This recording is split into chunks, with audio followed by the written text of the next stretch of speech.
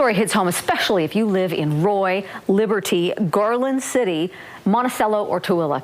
News reports over the weekend stated those 5 communities have tested positive for high levels of lead over the past couple of years. That's worrisome. But Sam Penrod joins us with some reassurance.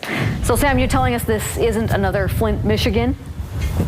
Not at all, Deanie. In fact, state officials say the 5 water systems do need to get to the bottom of the high lead levels in their drinking water. However, they say there shouldn't be great cause for concern for people who live in those communities. In fact, the problem might not be in the water systems, but samples taken from older homes with lead pipes.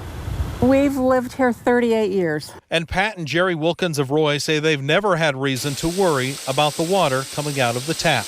I've always liked the taste of the water. Now with news that Roy is one of 5 water systems in Utah where elevated levels of lead were detected during routine samples over the past 2 years, it isn't something the Wilkins are too concerned about, especially since their home doesn't have any lead piping. I think if it were a big problem, they would have found it before now. If I were worried about it and I thought it was a health risk, I'd stop drinking it altogether. Despite so much publicity from the water crisis in Flint, Michigan, state officials say people in Utah shouldn't be too worried about the news that lead has been detected in those 5 communities.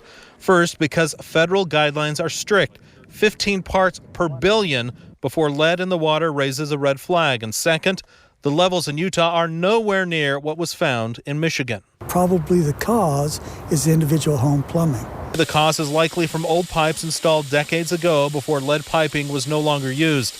And because most of Utah has hard water, calcium deposits in lead pipes likely add a protective coating, eliminating the risk in most homes with old plumbing. So overall, water officials say, don't worry. Depends on your level of concern. If you're really concerned, have it tested.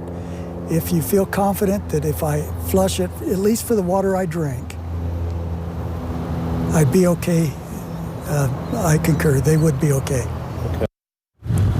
So if you are concerned about some old plumbing in your home, state officials there just say simply running the water for about 30 seconds before you fill your glass should eliminate any risk of high levels of lead in your water. All right, that is a relief, Sam. Thank you. And while